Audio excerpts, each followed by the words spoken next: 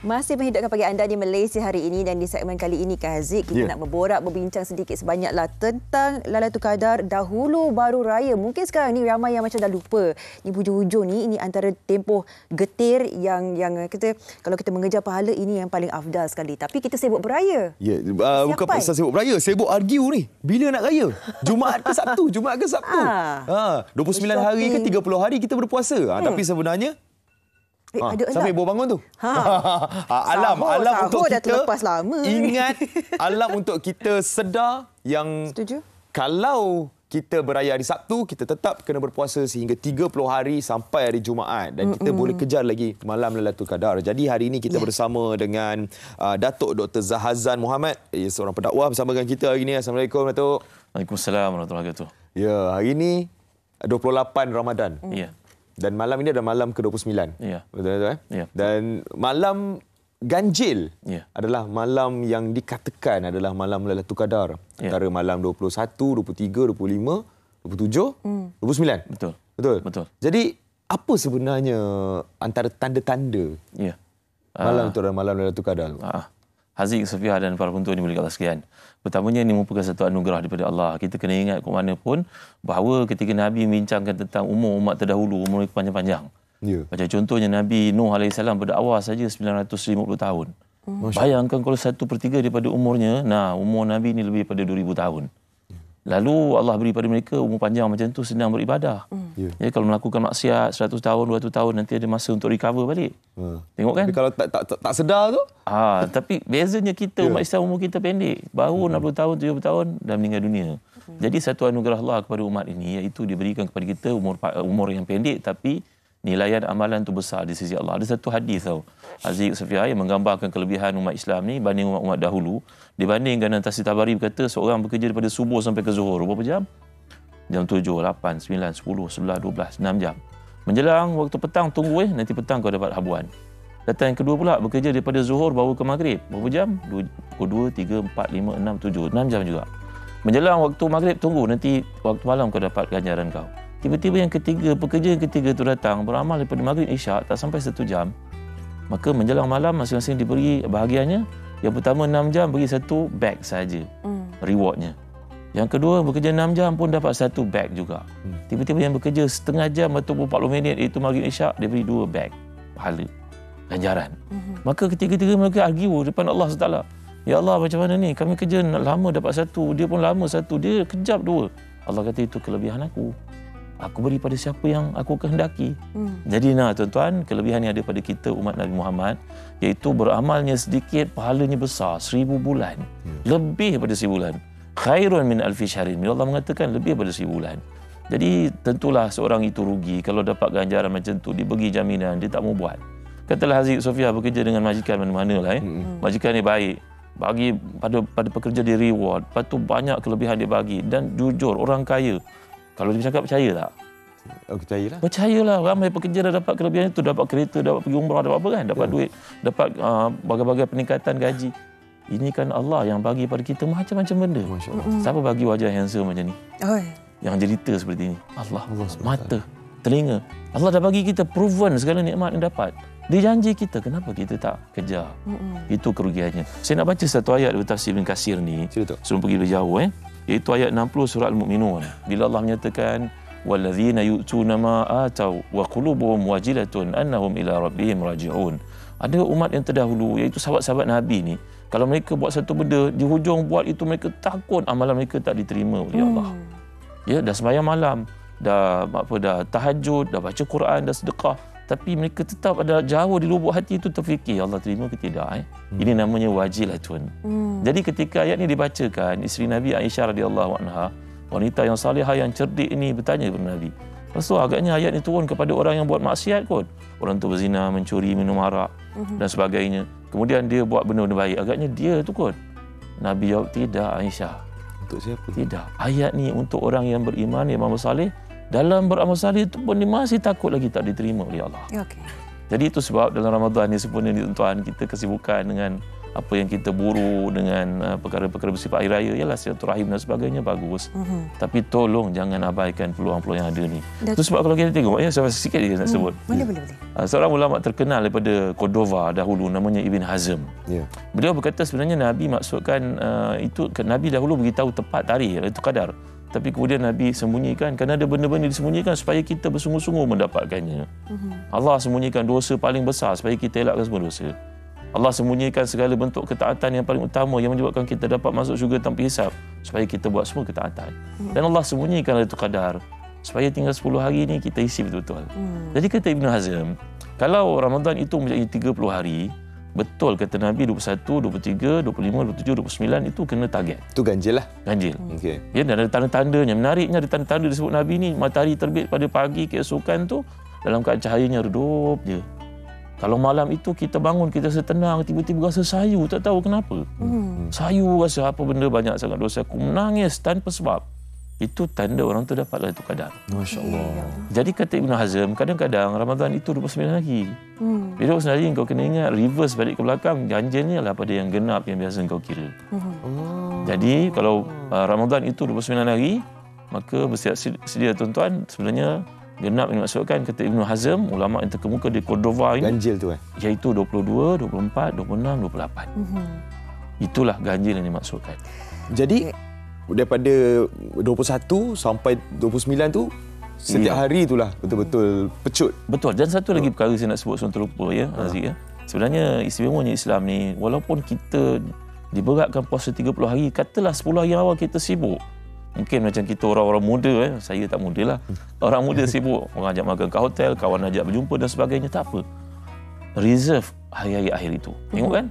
Dah reserve hari akhir itu masih tak mampu juga, tak apa, ambil hari-hari ganjil.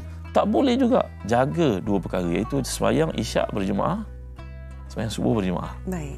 Dan boleh buat tarawih 8 rakaat. Alhamdulillah. Kalau buat 20, lagi baik. Kerana itu adalah perkara-perkara yang akan meletakkan kita dalam Lailatul Qadar. Bahkan orang perempuan pun kalau diuzur, Allah itu adil padanya.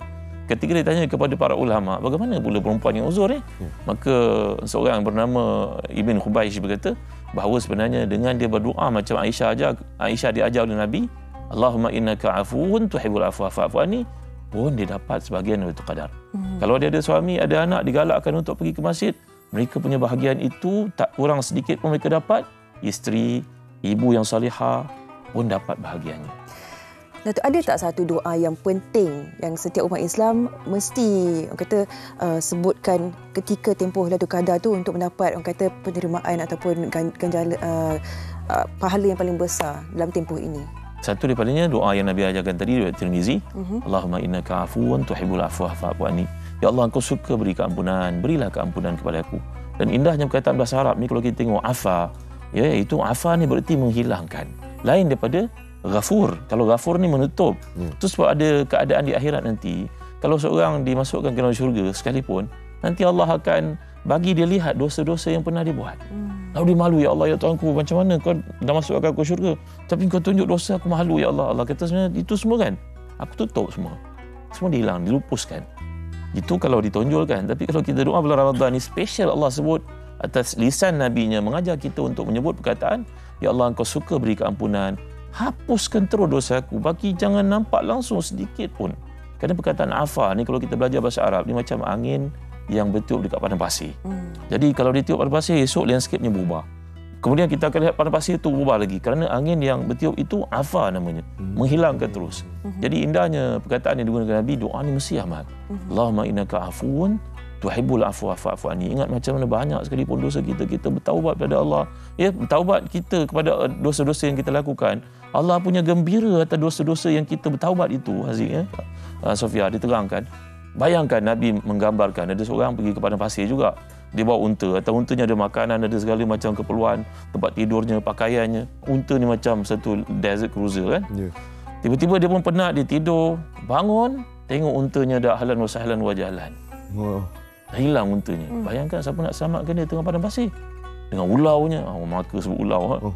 Ulaunya banyak, binatang bisanya, orang jahatnya, perompak. Dia pun tengok, Allah, mati aku kat sini. Tak ada apa bantuan nampaknya. Tiba-tiba dia duduk beristighfar, itu datang untanya balik semula mencarinya. Dia punya gembira, dia terkejut. Ya Allah, betul ke unta ni Fatah Morgana ke apa? Dia pegang unta dia. Allah, kau balik semula. Aku ingat kau dah hilang tadi. Selamat aku dapat naik kau, dapat makanan, minuman atas kau ni semua. Ya Allah, gembiranya aku, ya Allah. Engkaulah hamba-Ku, aku Tuhanmu. Terbalik dia cakap. Kerana kegembiraan sangat tersasul kan. Ya Allah, gembiranya aku, ya Allah, terima kasihlah ya Allah, engkaulah hamba-Ku, aku Tuhanmu. Dia kerana terlalu gembira, dia cakap tersasul, terbalik. Terbalik dia cakap. Allah melihat kelakuannya itu, Allah gembira. Kerana terlalu gembira, dia tersasul. Allah gembira melihat tabiatnya, tingkah lakunya, kelakuannya. Allah gembira.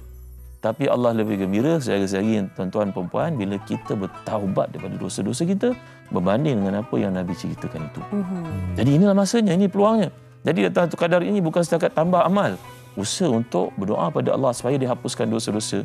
Kerana dosa-dosa ni yang menyekat rezeki kita, yang mendatangkan penyakit dalam hidup kita, yang menyebabkan macam-macam masalah, segala perkara yang berlaku ni, dosa-dosa yang berlaku sebenarnya. Jadi datang Lailatul Qadar ni bukan untuk menambah amal saja, tapi untuk minta keampunan tak ada dosa-dosa. Okey, tapi zaman sekarang itu, malam 10 malam terakhir itulah banyak gangguan. 10 malam terakhir itulah, ada sale. Nak pergi buat persiapan raya. Kan, masa inilah turun harga. Ramailah berpusu-pusu membeli barang-barang tu di malam-malam terakhir ni. Jadi dan sekarang ni pula kecoh. Raya hari apa dulu? Jumaat dulu ke Sabtu? Kan? Jadi mungkin ada komen Datuk mengenai situasi sekarang yang berlaku. Apabila benda lain didahulukan. Ya. Penting dalam hidup ni kita mengamalkan satu sifat namanya zuhud lah, qanaah. Iaitu apa yang ada cukup. Mungkin kita perlu sepasang baju hari-raya nak meraihkan. Nabi pun mengajar kita untuk pakai pakaian yang kemas, pakai, tak ada masalah. Tapi janganlah melebihan daripada perkara itu. Pun saya nasihatkan untuk diri saya dan tuan-tuan perempuan sekalian, mudah sebenarnya amal ni. Bukan berarti kita memudah-mudahkan, tidak. Tapi nak tackle angle ataupun bahagian yang menyebabkan kita dapat rahmat Allah itu, tidaklah berarti kita kena sepanjang malam. Kalau boleh buat itu yang paling utama. Tapi taubat ni tadi dan berusaha untuk berdoa ni tadi, dan cuba untuk hadir dalam 3 waktu ni tadi. Isyak berjemaah, subuh berjemaah, ambil sebahagian daripada tarawih itu. Kalau kita tak boleh nak buat penuh pun tak apa, buat separuh. Dan ada satu zikir lagi saya nak ajar di samping tadi Sofia tanya, doa Allahumma innaka afuwun tuhibbul afwa fa'fu anni. Dalam satu hadis riwayat Ibn Abi Syaibah, itu kita mengucapkan agak panjang sikit doa ni, tapi situ ramai orang telah hafal. La ilaha illallah wahdahu la syarikalah, lahul mulku wa lahul hamdu wa huwa ala kulli syai'in qadir. Baca zikir ini pun menyebabkan kita dapat sebahagian daripada Lailatul Qadar. Sikit-sikit lama-lama jadi bukit, insya-Allah.